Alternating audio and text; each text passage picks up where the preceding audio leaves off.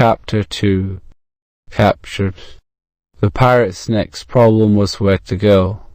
North America, that's the place for us, some of them suggested. We'll be safe there, and we can find all the things we want.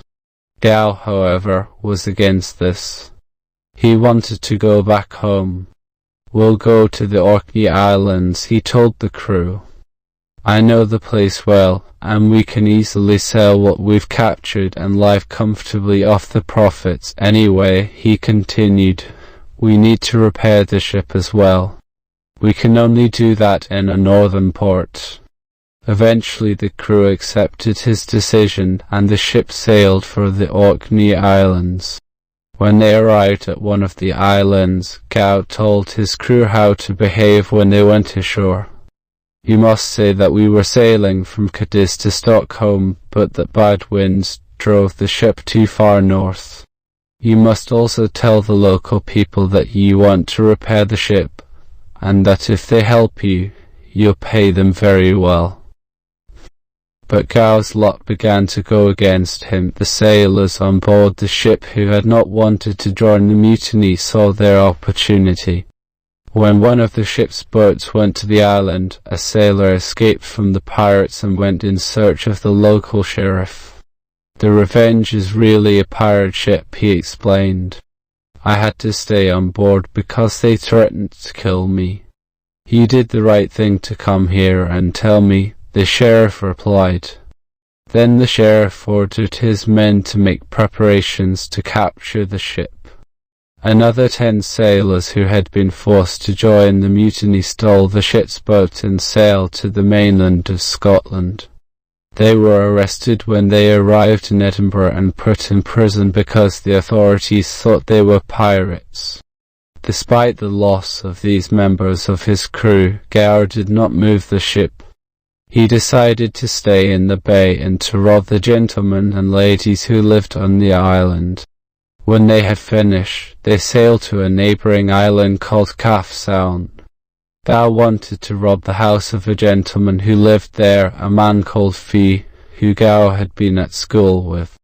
Gao brought the Revenge too close to the rocks when he anchored the ship, and he sent a letter to Mr. Fee asking for a boat so that he could pull his ship away from the rocks. Mr. Fee was suspicious of the sailors because he knew they had robbed a lady on one of the small islands nearby. He ordered his servants to sink his own boat so that Gao and his men could not use it. That evening 5 of Gao's men went to Mr. Fee's house. They were carrying weapons, and they threatened to kill Mr. Fee if he did not help them. Our captain, John Gao, says you must give us a boat to leave the island, or we'll kill you this instant, said one of the men.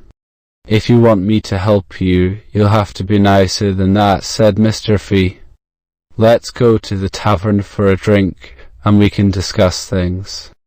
Before they left for the tavern, Mr. Fee secretly instructed his servants to sink the boats they had come in. These men are very dangerous. They're pirates, and I'm going to arrest them if I can. I want you to sink their boats, then come back to me immediately. After a while, one of his servants arrived at the tavern and asked to speak to him for a moment outside.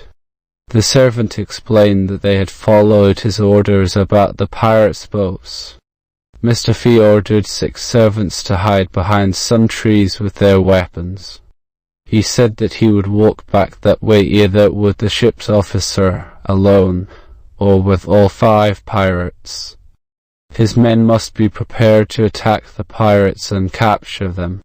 Mr. Fee went back into the tavern and asked the officer to come with him to inspect his boat. The officer agreed, and they left the tavern together. When they passed the hedge where Mr. Fee's men were hiding, they ran out and captured the pirate. They tied him up and left one of the 6 servants in charge of him. Then Mr. Fee and his 5 remaining servants went back to the tavern. They ran through the 2 doors, showing their weapons. Surrender, they shouted. The pirates had no choice, and they too became prisoners. The next day the wind blew the Revenge onto the rocks of the island. Gow sent a message to Mr. Fee, telling him that he was offering £1,000 for help in getting the ship away from the island. He also sent a sailor to the island with a present of a bottle of brandy for Mr. Fee. Mr. Fee, however, was determined to capture all the pirates and send them to prison. "I'll give you a boat," Mr. Fee offered, "but you'll have to send the ship's carpenter with 2 or 3 men to repair it." Gow sent the men, and Mr. Fee immediately captured them. Then he sent Gow a message saying that all the pirates had to come and take the boat, as his men were working on it and getting it ready for the pirates' escape. Once again John Gow instructed his crew to go to the island, and this time he came with them. Mr. Fee's men were able to capture them all. All 28 pirates were sent to Edinburgh, and then to Marshalsea Prison in London, where they found their former partner, the cruel Lieutenant Williams. 12 of them were condemned to death, including John Gow, but 5 of them were found not guilty because they had been forced to join the rebellion. John Gow's days as a pirate were finally over. He was sent to Newgate Prison and tried at the Old Bailey. A strange thing happened during John Gow's execution on 11 August 1729. The officials tied the rope around his neck and pushed him off the cart. He hung in the air for a moment, struggling terribly. Then suddenly the rope broke and he fell to the ground. He was in agony. The officials took hold of him and tied the rope around his neck again. Then they put him back on the cart and pushed him off once more. This time the rope did not break, and in a few moments the famous pirate was dead. His body was hung in chains by the River Thames as a warning to other pirates.